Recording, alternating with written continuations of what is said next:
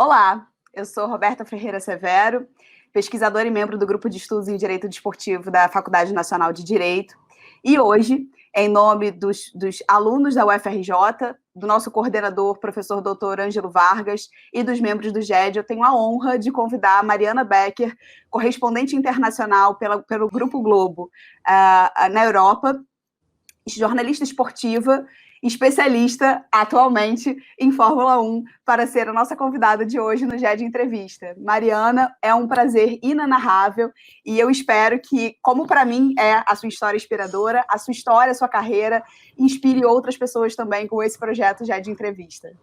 Muito obrigada. Olha, eu fico muito honrada e lisonjeada por essa introdução. Eu espero que realmente o nosso assunto renda bem aqui e que eu possa contribuir de alguma forma para a questão do desporto, do direito desportivo e principalmente uma visão feminina, né, que viu essa transformação acontecer, porque de certa forma eu entrei num tipo de esporte, num ambiente esportivo que tinha uma cara totalmente diferente do que tem hoje. A gente vai falar sobre isso aí durante a entrevista. Muito obrigada. Então, começando, como você começou no jornalismo, como você começou no esporte, se isso teve alguma influência para a sua carreira, conta um pouquinho como é que começou a sua trajetória profissional. Eu sempre gostei muito de escrever e viajar. E eu viajava, eu era surfista, e viajava, todo surfista, pelo menos na minha época, tinha uma coisa meio poética da gente viajar atrás das ondas perfeitas, do lugar mais bonito. E eu gostava muito de viajar sozinha. Eu tinha uma cadelinha, uma cadela pastor alemão que viajava comigo, que, além de ser minha parceira, era a minha segurança, porque no Brasil, assim, a gente nunca foi muito fácil para uma mulher viajar sozinha, assim, né? Tem ambientes que você fica muito isolada e tal, você acaba se sentindo mais insegura. E isso me dava uma liberdade que poucas meninas da minha idade tinham, né? Essa parceira aí que viajava comigo. E aí eu encontrava as pessoas, surfava, e no fim do dia eu tinha vivido tantas coisas interessantes que eu escrevia. E aí, a partir daí, eu fui um dia ver um campeonato de surf, eu vi aquilo e vi uma menina competir, eu falei, putz, que bacana isso, mas eu não queria estar aqui só olhando, eu queria contar essa história. E aí eu não me sentia bem só em olhar, sabe, em observar, eu achava que aquilo tinha que ser contado. E aí eu comecei eu trabalhei, fiz umas matérias para um jornal pequeno de esportes radicais que tinha em Porto Alegre chamado O Vertical. Eu fiz uma entrevista com a primeira gaúcha que voou de voo, né, de asa delta, né, que a gente chama de voo livre. Aí entrevistei uma das primeiras surfistas, né, lá do sul. O sul a gente tem que pensar que é um lugar frio, quer dizer, além de ter toda essa questão que as pessoas acham que é um estado... Isso é uma coisa errônea, tá? Mas que é um estado mais machista, mas é principalmente muito frio, então a pessoa tem que estar muito afim de fazer aquele esporte ali, mesmo no futebol, porque você tem que acordar muito cedo, a entrada de carrinho na canela dói muito mais que um lugar quente. Com certeza. Enfim, aí eu comecei a mostrar um pouco essas figuras, e aí depois fiz rádio, e aí naquele ano, no ano de... Eu sou super ruim de datas, apesar de ser jornalista, é um troço que eu tenho que ter no meu caderninho sempre. Mas, enfim, eu tinha 17, 18 anos, teve o primeiro campeonato real de surf brasileiro, com etapas, e uma menina de 17 anos, que era a Andrea Lopes, que era um pouquinho mais nova que eu tinha 18, 19, ganhou. E aí eu fiz uma entrevista com ela e vendi para a Folha de São Paulo, e foi capa do Folhatim, que era um caderno para adolescentes que tinha. Então, eu sempre fiz, mesmo antes de entrar na faculdade, sempre trabalhei com isso, e normalmente com esporte, porque o esporte era o que eu fazia, eu gostava de fazer, era um sinônimo de liberdade para mim, então eu juntava as duas coisas, né? E aí eu comecei a estudar, eu tinha também uma certa preocupação com uma função social que eu tinha que ter, que eu não podia fazer uma profissão que fosse totalmente à parte, né, nenhuma profissão é totalmente à parte da sociedade, mas eu não queria fazer uma profissão que ficasse muito voltada para mim mesma, né? Eu queria fazer parte de uma maneira mais direta, né, da sociedade. E aí eu trabalhei numa porção de lugares, cobri geral, cobri polícia, cobri política, cobri uma porção de coisas, mas era no esporte que eu me sentia bem. no meio totalmente masculino, que eu estava acostumada, né? Eu surfava, quer dizer, não tinha quase menina surfando e tal. O meu pai nunca me criou diferente, nós somos 4 mulheres e um homem na minha casa. Meu irmão nunca foi criado diferente, então eu não conhecia essa vida aí machista. Isso aí eu fui conhecer mais tarde. Para mim era tudo normal, tudo, sabe, eu não, eu não vinha impedimentos. E aí eu entrei para a Globo, assim que eu me formei, eu fui para a Globo e lá eu fiz a minha formação de jornalista de televisão. Mas você começou sendo jornalista em outras áreas e foi se encaminhando para o esporte, ou isso foi uma necessidade para sua carreira? Assim, você tinha um objetivo esportivo, mas você tinha que ganhar experiências em outras áreas para conseguir ser jornalista esportivo?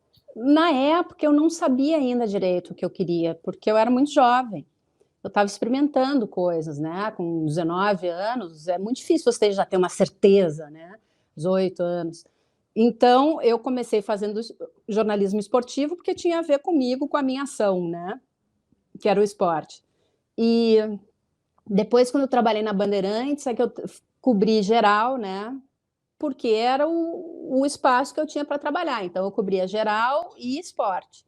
E me sentia melhor sempre fazendo esporte, né? Me dava mais prazer.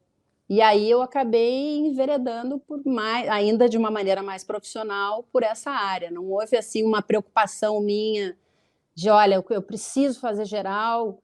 Eu poderia, sabe, o mais bonito seria isso, né? Eu preciso fazer todas as áreas para depois me especializar numa só. Mas, na verdade, o mercado de trabalho, para mim, pelo menos, não me possibilitou eu fazer essa escolha. O mercado de trabalho do jornalista é muito pequenininho e, na minha visão, você tem que aproveitar o que pintar pela frente. O que pintou foi isso, eu fiz, e aí eu tive a sorte de ter o caminho que eu tracei aí, né?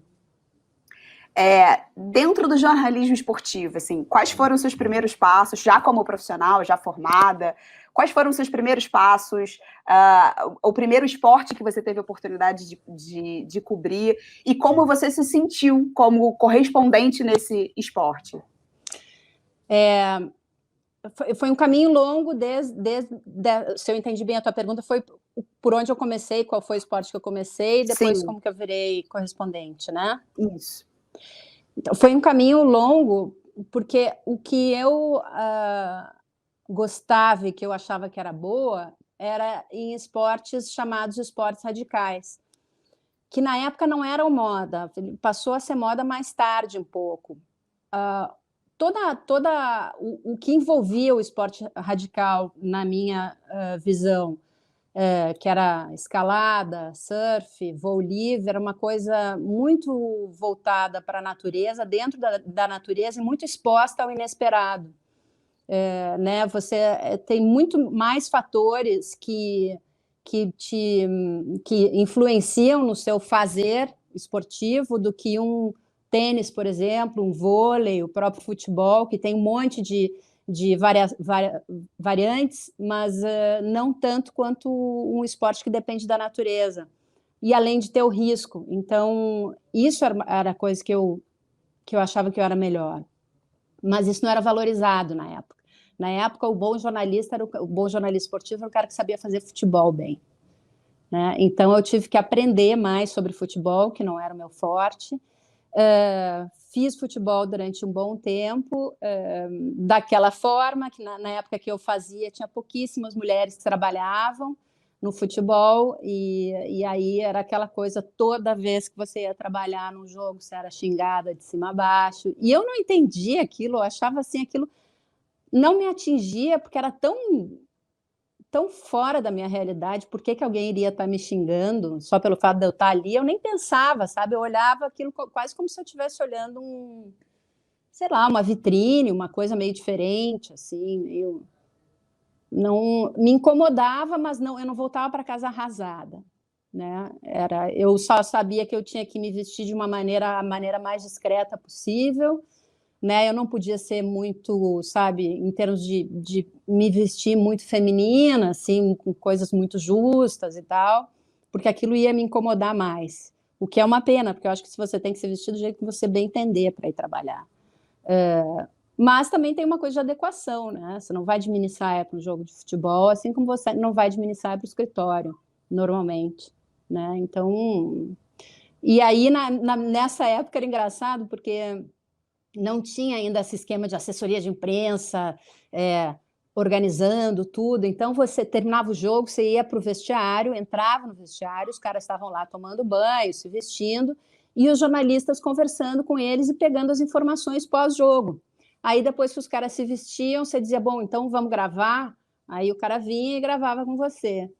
E se você resolver, sabe, tipo, não vou entrar, ficasse do lado de fora, você perdia tudo isso. Você só pegava a entrevista do cara depois que ele já tinha falado com Deus e todo mundo e ele já estava cansado de responder aquilo. Provavelmente ele tinha respondido de uma forma não muito interessante. Então eu tinha que entrar e então era eu, a Marluce, tinha algumas jornalistas que são maravilhosas de futebol, infinitamente melhores do que eu.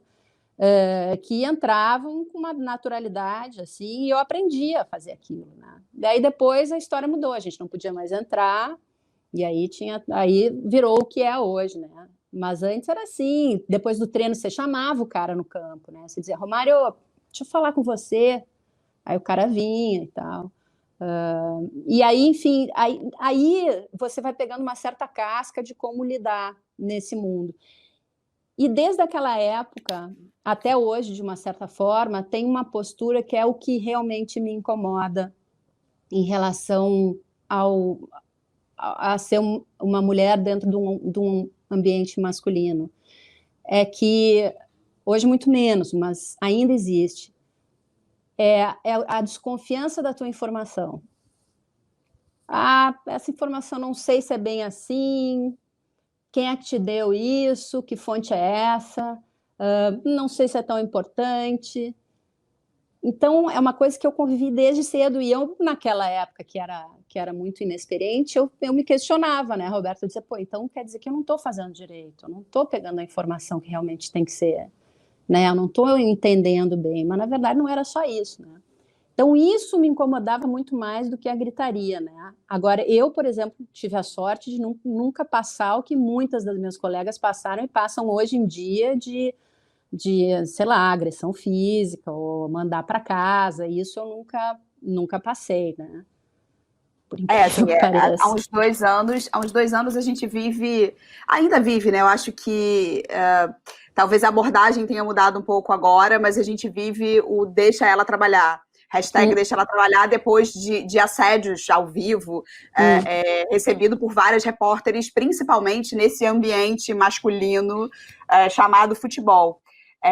E o que eu acho que você representa, e representa inclusive para essas novas jornalistas que, infelizmente, estão sendo agredidas, isso é uma agressão dentro do seu ambiente de trabalho, é que você quebrou muitas barreiras e foi pioneira exatamente dentro desse mundo masculino, de um esporte masculino, principalmente, assim, hoje a gente entende, eu fui criada dentro do Maracanã, meu pai me levava aos jogos desde pequena. Quando meu irmão nasceu, as coisas mudaram um pouco, mas a paixão pelo esporte ele já tinha plantado dentro de mim. Então, eu fui uma pessoa que fui educada a gostar de qualquer prática esportiva. Eu assistia Fórmula 1, assistia vôlei, assistia futebol, assistia tênis, eu assistia todos os esportes. Eu fui sentir essa diferença de recepção de uma mulher dentro de um ambiente masculino mais velha, quando a gente começa a ter noção exatamente do que é misoginia, do que é machismo, do que é preconceito. Mas eu imagino você, dentro da sua profissão, já experiente, entrar num lugar que talvez hoje seja o lugar mais restrito à presença feminina profissional, tanto dentro da pista quanto fora, como é a Fórmula 1. Como é que você chegou lá? Assim, foi uma paixão de primeira? Você foi se apaixonando aos poucos? Você viu lá uma oportunidade? Como é que foi chegar nesse esporte particularmente ainda reservado ao mundo masculino? Roberta, só deixa eu fazer um parênteses que eu acho importante, antes que a gente enverede por outro caminho, eu não faça essa remarca. As coisas começaram a mudar no tratamento da mulher dentro do âmbito esportivo no momento em que a lei passou a valer. Até então, você não tinha um respaldo para a sua reclamação, para a sua ação. Então, quantas vezes eu fingi que não estava entendendo o que estavam me dizendo, quantas vezes uma mão um pouco mais... Ninguém me passou a mão, mas uma mão um pouco mais invasiva, uma palavra, uma ameaça escondida, não aconteceu, que eu tive que fingir que aquilo não estava acontecendo para não virar reclamona, entre aspas, porque isso ia cair no vazio e você ia ser taxada de chata em 2 segundos e no terceiro segundo você ia ser substituída. Então, ou não ia mais entrar naquele ambiente, enfim. No momento em que a lei começou a ser efetivada dentro das empresas, dos clubes, de qualquer ambiente, aí eu notei uma diferença. Foi por isso que eu falei no início, né? O esporte que eu entrei antes é muito diferente do esporte que eu entrei hoje. Hoje, há um cuidado muito grande no que deve ser dito para uma mulher, na maneira com que ela é tratada, até em termos de carreira, porque isso pode acarretar numa pena real, né? E aí é que a coisa mudou. Se não fosse isso, acho muito difícil que tivesse mudado. Bom, respondendo o que você me perguntou, eu entrei na Fórmula 1, de certa forma, como eu entrei em todos os ambientes onde eu queria ter trabalhado, onde eu não estava acostumada a ver mulher. Eu surfava onde, na época, não estava acostumada a ver mulher. Eu comecei a fazer, né, lembra que eu contei da matéria da primeira mulher que voou? Então, tudo não era tanto o esporte em si, era a oportunidade de estar num lugar onde normalmente a gente não está. E conhecer aquele lugar com os olhos de uma mulher, né? Eu, normalmente, tive momentos difíceis, sim, num ambiente masculino, mas eu tenho grandes amigos irmãos, então é um ambiente que, mais do que me desafia, no sentido de agora vai ser difícil, eu quero ganhar essa batalha, é uma coisa que me intriga, eu acho interessante, entendeu? Então, pintou essa oportunidade porque eu falava línguas, eu gostava de automobilismo, eu tinha corrido 3 ralis dos sertões, ali eu comecei a gostar mais, entender mais de automobilismo, gostar mais de Fórmula 1, enfim. E aí pintou essa oportunidade, foi um desafio profissional imenso, porque eu ia trabalhar com os grandes nomes da televisão, diretamente o dia inteiro, todos os dias, e ia estar longe, né? Ia estar sem o respaldo, né? De estar em casa, né? Eu sempre gostei de viajar, isso não era uma questão que me impedisse, mas eu ia estar realmente num ambiente totalmente masculino, e eu não sabia como é que eu ia ser recebida, né? E eu achei o máximo, eu adorei, assim, fui com todo o jogo de cintura que eu tinha aprendido até então, não era nenhuma novata quando eu comecei, né? Eu comecei na Fórmula 1 faz 11 anos, por aí, mais, 12, 13 anos, e eu achei aquilo muito interessante, que era um ambiente totalmente diferente do que eu estava acostumada, era um monte de gente, falava línguas de todo mundo, gente do mundo inteiro, eu sempre gostei muito de viajar, gente com opiniões, ideias diferentes, mas em relação à mulher, a grande maioria tinha exatamente a mesma postura, que era uma postura de menosprezar na potencialidade da mulher de uma maneira não só física, mas intelectual. Ouvi, e não faz muito tempo, dentro da Fórmula 1, numa mesa, de uma maneira muito natural, ninguém achou estranho, um cara dizendo, eu não entraria num avião pilotado por uma mulher. Eu disse, mas por quê? Porque você tem que ter essa paciência de perguntar por quê, né? De não... Eu sempre parto do princípio, Roberto, que a gente está num ambiente diferente, não adianta você entrar com 4 pedras na mão, porque aí não vai ter diálogo. Você tem que entender o que é que o cara está falando, por que é aquilo, para você conseguir dialogar e ter alguma mudança. Senão, aí, se você não está afim de mudança, aí você joga as pedras. Mas, assim, eu tenho vontade de conseguir dialogar, né, com algumas pessoas. Eu falei, mas por quê? Ele falou, porque a mulher não tem capacidade decisória quando está sob pressão. E isso eu ouvi muitas vezes, em várias situações. Eu tive uma colega que fez uma coletiva, ela organizou sozinha, uma coletiva, um encontro entre todas as mulheres da Fórmula 1 em cargos importantes. Importantes no sentido não só de mando, mas de destaque, engenheiras, chefes de equipe, gente da direção da Federação Internacional de Automobilismo, e vários caras, inclusive amigos dela, dizendo: para que estão fazendo isso? Então vamos fazer um só de homem? Então vamos fazer um só de chineses? Então, sabe, menosprezando aquele momento importante, né, que era de você ouvir, enfim, debater um segmento dentro da Fórmula 1 que é um segmento importante, que tem posições importantes e que tem que ser ouvido. Então, eu acho que a gente ainda está muito longe de uma posição igualitária, muito longe. Inclusive, essa mesma colega, quando morreu a Maria Teresa de Villota, que era, acho que é Maria de Villota, que era uma piloto de Fórmula 1 reserva, que foi piloto em outras categorias, ela sofreu um acidente e morreu. Morreu depois de um tempo, por complicações. E aí eu dei isso no ar, todo mundo deu, e eu falei: você não vai escrever? E ela falou: não tem por que escrever, porque ela não foi ninguém. Uma mulher, sabe? Eu falei: pô, só o fato dela ter chegado aqui onde ela chegou, vale, entendeu? Vale a pena. Mas, enfim... Eu posso dar, assim, a minha opinião sobre como eu comecei a acompanhar o seu trabalho, porque, como eu disse, meu pai me ensinou a gostar de Fórmula 1, ou talvez o Senna tenha me ensinado a gostar de Fórmula 1, e eu vivi o luto do Senna durante muitos anos da minha vida. Acho que quando eu era muito pequena, tinha 11 anos quando o Senna morreu, e isso mexeu muito comigo, assim, eu só acordava de manhã aos domingos para ver o Senna correr.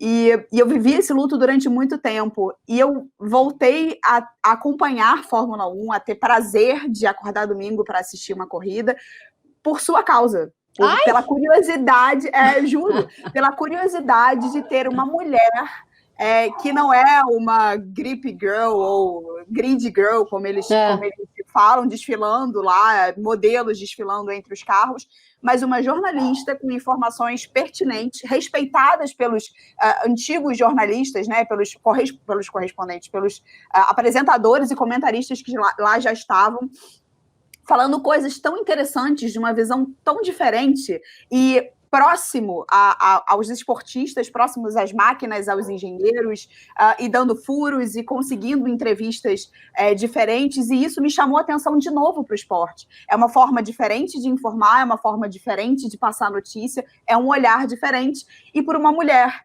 Então, você me incentivou a voltar, a ter curiosidade novamente pela Fórmula 1, coisa que eu tinha perdido com a morte do Senna.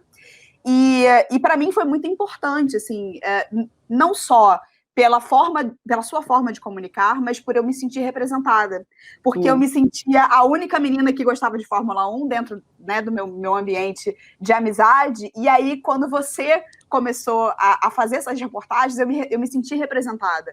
Eu vi ali a possibilidade de voltar a gostar de um esporte e não me sentir mais sozinha. E aí eu queria saber de ti, quando você chegou lá e tinham poucas mulheres... Peraí que eu me emocionei. Que isso? Aí eu também vou ficar... Ai, guria! Mas é sério, não tô... Quem sou eu aqui para ficar fazendo... e passando essa mensagem de forma... Imagina, não estou aqui para te agradar, mas é uma realidade, assim. E entenda, assim, eu fui incentivada a gostar de esporte, mas eu escolhi uma profissão que também é muito machista e uma especialidade que também é um círculo fechado de homens, e é muito difícil essa penetração. Eu acho que a gente tem uma necessidade reiterada e diária de provar o nosso valor, de dizer de confirmar o que a gente está falando, de falar, não de ser ouvida, né, mas de ser entendida e de ter respeito pela nossa palavra.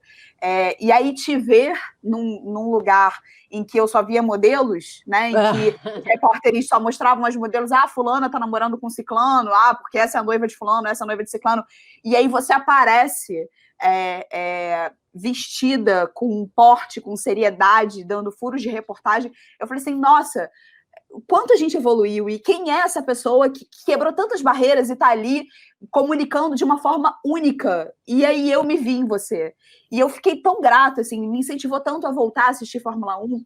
E aí eu quero saber, assim, quando você chegou lá, você olhou em volta e você era uma das poucas pessoas, se não a única, que tinha esse tipo de responsabilidade, não só de levar a comunicação, o olhar feminino e essa representatividade feminina, mas principalmente de ser uma profissional que não se encontrava em outros profissionais ali. Como foi para você sentir isso, assim, não só por essa vontade de ser diferente, de fazer diferente, mas como você se sentiu dentro de si, assim, como é que você sentiu essa diferença? Se eu puder devolver rapidamente a pergunta para eu continuar a te responder, eu queria te perguntar o que você disse, eu passo informação de um jeito diferente, ou uma informação com um olhar diferente. O que você achou de tão diferente? Eu acho que as mulheres possuem uma sensibilidade, um outro olhar, não sei se é de criação, não sei se é instintivo, mas a gente tem um olhar mais sensível a tudo que acontece em volta. Eu acho que os homens falam que a gente é capaz de fazer 1000 coisas ao mesmo tempo. E eu acho que isso significa uma sensibilidade de conseguir enxergar coisas muito além do que é o pragmático, do que é o óbvio. Então, eu vi em você essa sensibilidade, esse olhar para lugares que não eram olhados, para informações que a princípio passariam despercebidas porque não seriam interessantes, mas que faziam sentido num contexto geral. Então, assim, essa é a minha resposta para a sua pergunta, que foi a pergunta que eu fiz, assim. Foi o que eu achei em você, assim. É porque, às vezes, essa busca é tão instintiva e natural que eu não tenho muita noção. Então, de vez em quando, eu tenho que entender o outro lado. Quando eu cheguei, eu tinha, sim, o peso, uma responsabilidade muito grande de, como mulher, fazer aquilo muito bem feito, né? Ter as informações corretas, pertinentes e importantes. No início, eu ficava muito nervosa, com medo, porque a gente faz praticamente quase tudo ao vivo. Ao vivo é muito importante na Fórmula 1. Então, eu me cobrava de uma maneira muito, muito desleal até comigo mesma, de não poder errar de jeito nenhum, porque isso que você disse, de você ter que ficar se reafirmando como mulher, né? Então, para olhar para mim e dizer, tá vendo? Ela não sabe nada, essa mulher não sabe nada de Fórmula 1, o brasileiro estava acostumado a ver homens falando de Fórmula 1. Então, como é que uma mulher ia chegar para o cara e dizer que a rebimboca da parafuseta não ia funcionar, né? Então, além de estudar muito sobre a rebimboca da parafuseta, eu comecei, de certa forma, entre aspas, a ousar e dizer para os meus editores, os homens que trabalhavam comigo, que notar que o Vettel estava com um olhar meio tristonho era importante. Notar que, sei lá, Hamilton, falava com orgulho do pai, uma coisa, trazer mais a emoção para dentro daquela transmissão era tão importante quanto os números, as estatísticas, né, daquele esporte, que são representativas também. Então, talvez seja disso que você esteja falando, né? Um olhar que talvez mais... Não é nem mais correto, não estou falando disso, talvez mais abrangente no sentido humano. E é aí que talvez você consiga conquistar outras pessoas que estão assistindo a Fórmula 1, não só aquelas que estão acostumadas a ver e comparar os milésimos, mas elas estão querendo saber direito quem é aquele cara que está ali dentro do capacete, né? E eu acho que talvez a gente tenha sido criada, ou a gente tenha essa sensibilidade, ou tenha a noção do quão importante é aquilo, né? É aquela história voltando para o esporte radical. É do que eu gosto, é o que eu gosto de falar, eu gosto de entender por que o cara está nervoso, por que o cara, quando está falando comigo, ele está olhando tanto para o lado, e contar para o espectador que está lá, não só por que a estratégia dos pneus deu certo, mas como foi para ele discutir isso, sabe? Eu fiz essa pergunta agora, nesse último grande prêmio para o Vettel. Ele fez uma corrida, ele está numa fase muito difícil, muito ruim, e chegou em 7º lugar, saiu de 11º e ousou numa estratégia de continuar com os pneus desgastando, mas de ir do jeito que foi, né? Olha, vou desgastando, mas eu vou até o final porque eu não tenho nada a perder. Para mim, mais importante do que ele ter chegado em 7º e ter conseguido conduzir o carro com maestria para conseguir, né, mesmo os pneus desgastados, foi a discussão que ele teve no rádio, porque ele parecia que ele tá abandonado na Ferrari, né? Quando disseram para ele assim, você pode ficar mais na pista, ele falou, vocês podiam ter me dito isso antes. Quando vocês me disseram que era para eu acelerar, eu desgastei os pneus e agora vocês estão falando isso, né? Eu já tinha perguntado para vocês isso. Isso para mim ali demonstrou o quão abandonado ele estava. E aí eu perguntei justamente isso. Eu falei, eu acho que ele chegou preparado para que eu fosse falar do desempenho dele na pista. Eu falei, você parece estar tomando todas as decisões sozinho. A Ferrari está te deixando tomar todas as decisões sem se importar muito com o que vai acontecer com você. E aí eu tive umas respostas super boas, né? Ele falou bastante sobre essa relação e tal. Então, talvez seja isso que você esteja dizendo, né? No início foi difícil convencer as pessoas de que aquilo ali era importante, mas a reação dos telespectadores ajuda bastante, né? Então, você vai abrindo espaço, né? Você também abre espaço dentro vamos dizer assim, dentro dos parâmetros dos homens, por exemplo. Quando o Felipe Massa teve um acidente, trabalhava, sei lá, 18 horas por dia na frente do hospital, trazendo informações, entrando ao vivo uma vez atrás da outra.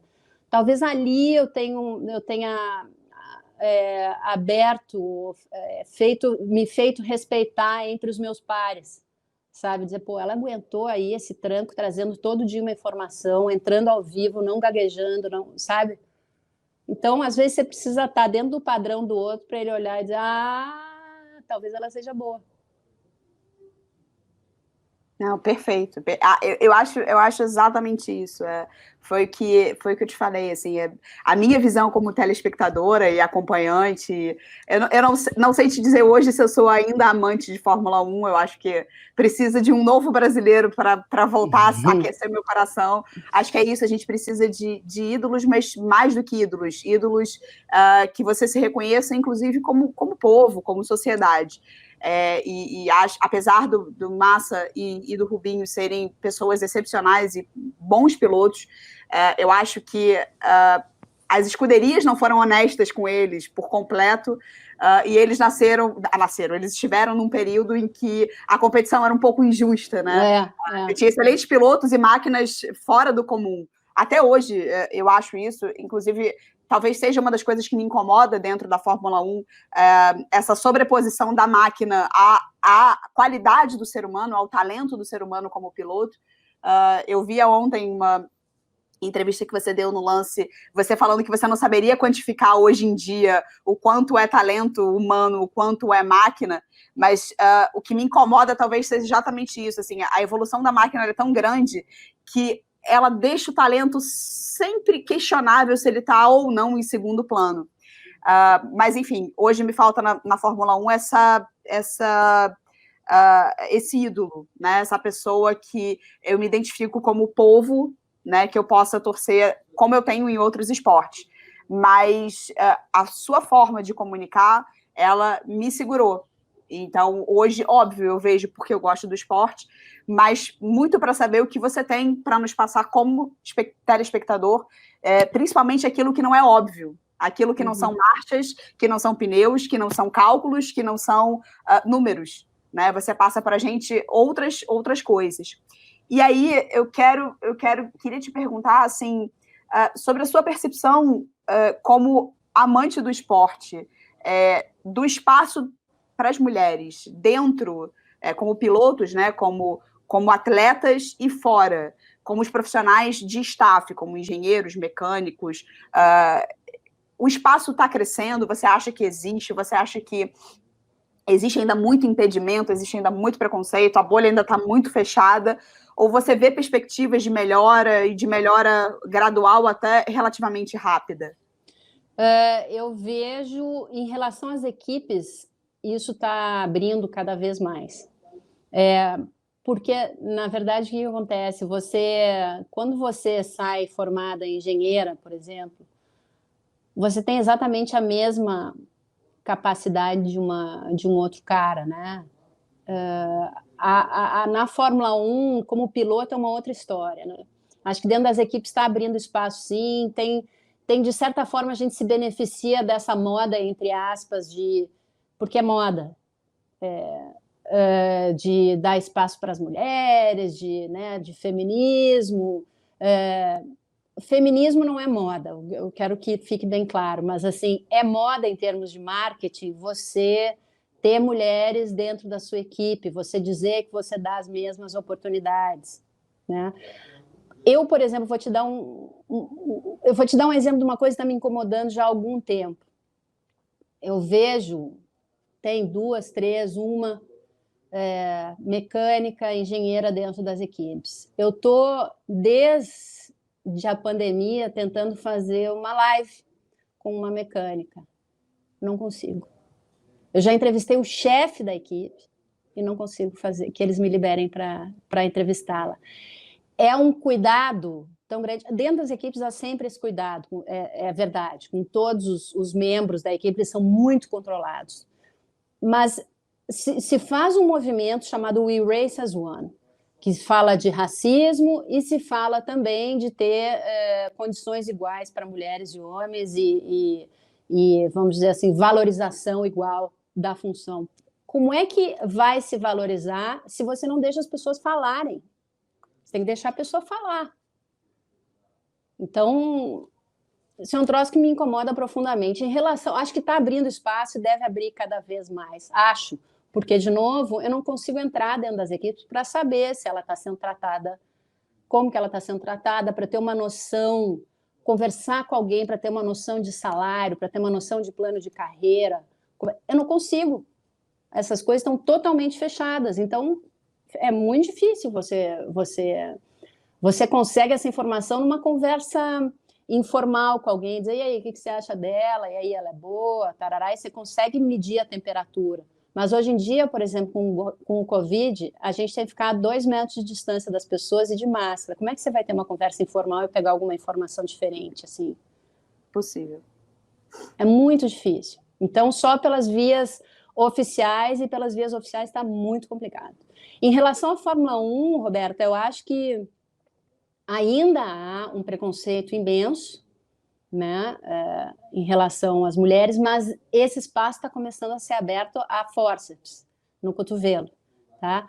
Ainda há uma diferença muito grande de desempenho entre a mulher e o homem para você poder dizer se a mulher e o homem têm condições exatamente iguais dentro desse esporte. Eu acredito que sim, porque se uma mulher faz halterofilismo, se uma mulher faz qualquer esporte de força, ela pode forçar, deixar o pescoço mais forte, e os ombros e os braços, para que ela possa ter a resistência de um homem. Capacidade de decisão, não discuto isso, porque eu acho que está abaixo da minha capacidade de discutir se uma mulher tem capacidade para decidir alguma coisa ou não. Exatamente. Mas o que falta é a quantidade de gente.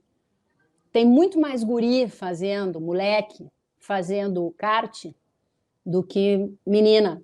Então, não tem como ter a mesma quantidade de mulheres chegando numa Fórmula 2, numa Fórmula 3, para dali sair um grande talento e ela poder entrar e competir, sabe, de igual para igual com os caras. Quem chega, assim, tem uma menina na Fórmula 2, 2, não é representativo o suficiente para sair um talento para chegar lá na Fórmula 1 ainda. Os tempos ainda são muito diferentes, mas elas são grandes pilotas, têm capacidade, têm habilidade a vir, sabe? Mas ainda falta mais tempo, mais campeonato, mais experiência, mais gente para chegar. Não são todos os caras que chegam na Fórmula 1, vocês têm que pensar que é um mundo para 20 caras. 22. E um esporte extremamente caro, né? Extremamente elitizado, que fora depende todas as de outras muita coisa. dificuldades.